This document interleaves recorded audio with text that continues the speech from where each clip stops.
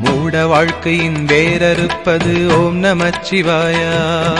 வேத வாழ்க்கையை கூட்டுவிப்பது ஓம் நமச்சிவாயா.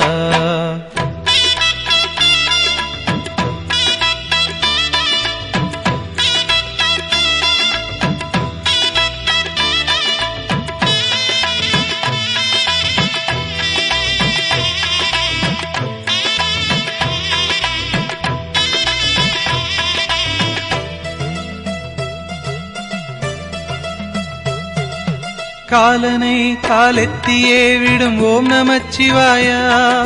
காமனை கண்ணழலிலே சுடும் ஓம் நமச்சிவாயா.